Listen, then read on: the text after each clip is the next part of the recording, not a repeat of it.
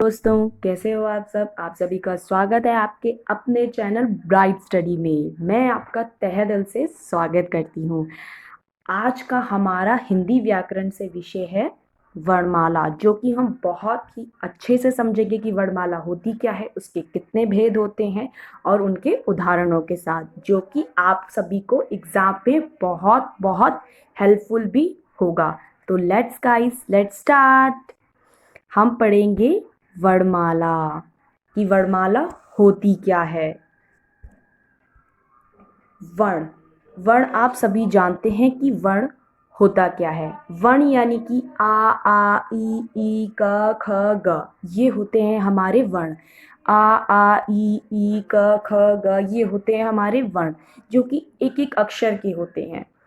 शब्द, शब्द यानी कि सीता, राम, रमेश, राधा, सुरेश, राहुल, सूरज, ये सब क्या है, यह सभी जो होते हैं ये होते हैं शब्द। वाक्य, वाक्य जैसे कि हम सब आप एक दूसरे को बुलाते हैं, तुम क्या कर रहे हो, सीता तुम क्या खा रही हो, सुरेश तुम क्या खा रहे हो, सुनील की किताब कहाँ है, लड़की स्कूल जाती है। हम एक दूसरे को बुलाने के लिए कोई भी भाषा का, कोई भी वाक्य का प्रयोग करते हैं, तो वही होते हैं हमारे वाक्य, जो कि शब्दों के छोटे छोटे समूह से बनते हैं वाक्य। वर्ण, वर्णों के समूह से बनते हैं शब्द, शब्दों के समूह से बनते हैं वाक्य। तो आपको समझ आया कि शब्द, वर्ण और वाक्य में क्या क्या डिफरेंस है, क्या क्या, किसके क्या क्या काम होते हैं। तो अब हम पढ़ेंगे वर्ण की परिभाषा। वर्ण किसे कहते हैं। वर्ण या अक्षर एक छोटी ध्वनि है।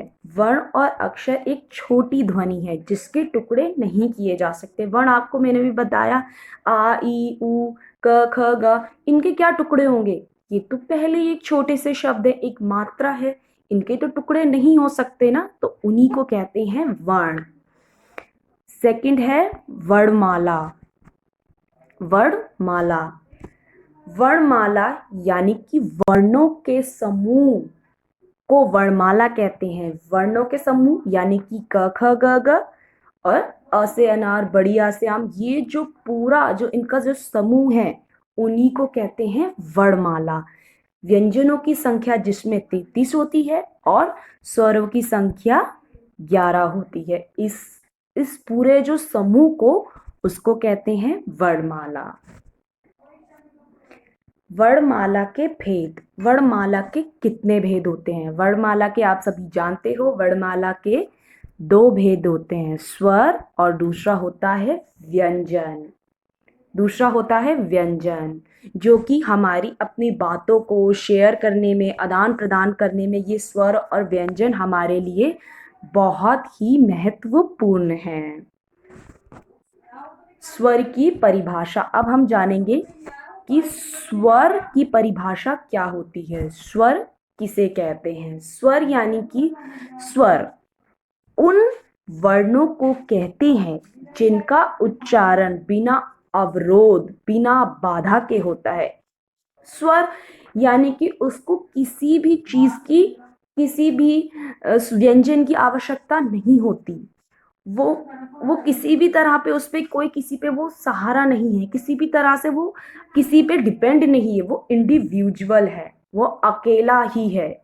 जो होते हैं आ ई, ये होते हैं हमारे सभी स्वर, जो कि किसी के साथ ही किन्हीं को आवश्यकता नहीं होती है ना दोस्तों। जो कि ये सब मात्रा होती है, छोटी ई, बड़ी ई, जो कि व्यंजन को स्वर की जरूरत हो सकती है, लेकिन स्वर को व्यंजन की कभी भी आवश्यकता नहीं होती।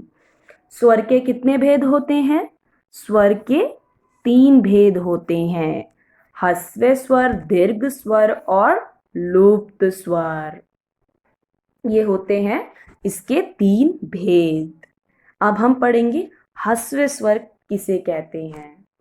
ह्रस्व स्वर, ह्रस्व स्वर यानी कि जिन स्वरों के उच्चारण में कम से कम समय लगता है। ह्रस्व स्वर यानी कि बोलने में किसी को बात बोलने में, किसी को कुछ बोलने में, वाक्य समझाने में बहुत कम समय लगता है, वो होता है आ, ड, ऊ, री।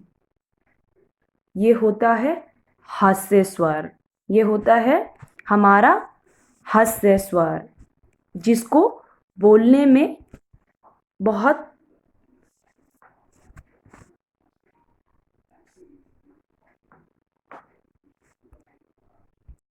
हास्य स्वर यानी कि आ, ई, ऊ, री, ये होते हैं हमारे सभी हास्य स्वर, जिसका उच्चारण करते समय हमें सबसे कम समय लगता है। उसके बाद आता है दीर्घ स्वर। दीर्घ स्वर यानी कि हास्य स्वर से ज्यादा समय लगना, उसे कहते हैं दीर्घ स्वर, जो होते हैं बड़ी आ, बड़ी ई, ऊ, ए, ओ। यानी कि ह्रस्व स्वर में आपने देखा छोटा आ है, ह्रस्व स्वर में छोटा आ है, तो दीर्घ स्वर में बड़ा आ है। क्लास ये चीज भी देखकर चलना, ताकि आपको बाद में समझने में और आसानी हो जाए कि छोटा आ है ह्रस्व स्वर, तो बड़ा आ है दीर्घ स्वर।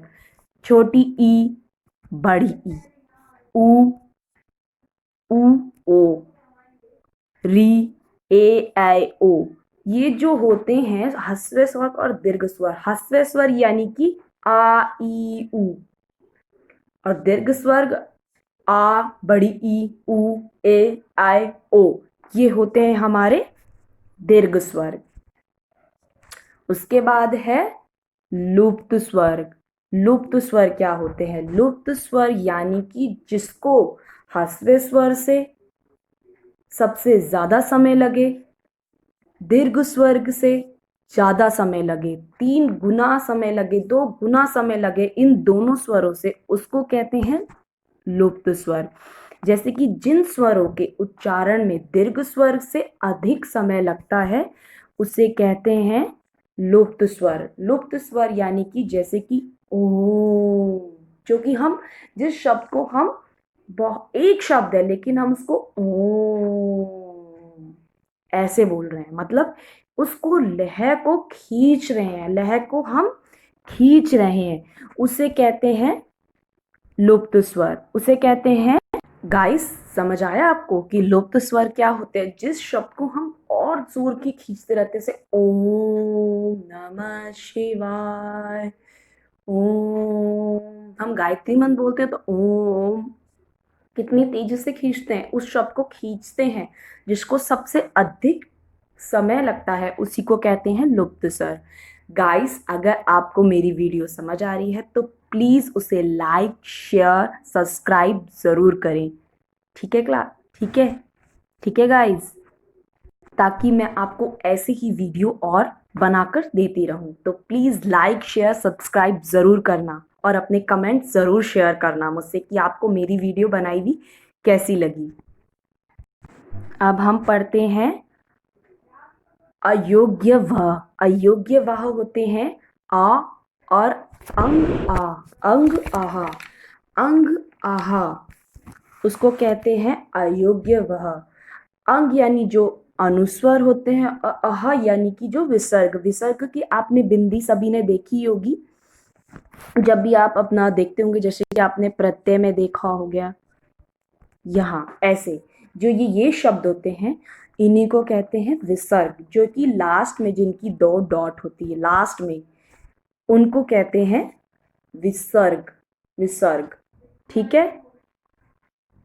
और इसके बाद है अनुनासिक। अनुनासिक क्या होता है? अनुनासिक स्वरों का उच्चारण में मुंह से अधिक तथा नाक से कम सांस निकलती है, कम सांस निकलती है। इन स्वरों को चंद्र बिंदु, जैसे कि अनुनासिक को हम चंद्र बिंदु के नाम से भी बुलाते हैं। जरूरी नहीं कि अनुनासिक स्वर ही लिखा हो, उसको चंद्र बिंदु भी कह सकते हो, और कई जगह चंद्र बिंदु कहते हैं, अनुनासिक नहीं कहते। तो आपको ये दोनों नाम पता होना जरूरी है कि ये दोनों नाम अनुनासिक और चंद्र बिंदु एक ही होते हैं, ठीक है। पर इसके 2 नाम है। चंद्र बिंदु में जैसे कि माँ, आंख, गांव, जो होता है चंद्र बिंदु। अनुनासिक होता है जो कि होता है चंद्र बिंदु, जो कि आपको यहाँ पर भी समझा रखा है एग्जाम्पल से, यानी कि चंद्र बिंदु। और जो हमने अनुस्वर पढ़ा था वो होता है ऊपर का बिंदु, ठीक है, जो कि होता है ऊपर बिंदु होता है, ठीक है क्लास। उन्हें कहते हैं अयोग्य वह और अनुसार और अनुनासिक, हमने यहाँ ये तीनों पढ़े। इसके बाद है अनुस्वर। अनुस्वर यानी कि अभी हमने अनुस्वर पढ़ा था ना पहले वाली, उसमें अनुस्वर अनुस्वर पढ़ा। अब हम इसको आगे और अच्छे से समझ लेते हैं कि अनुस्वर होता क्या है।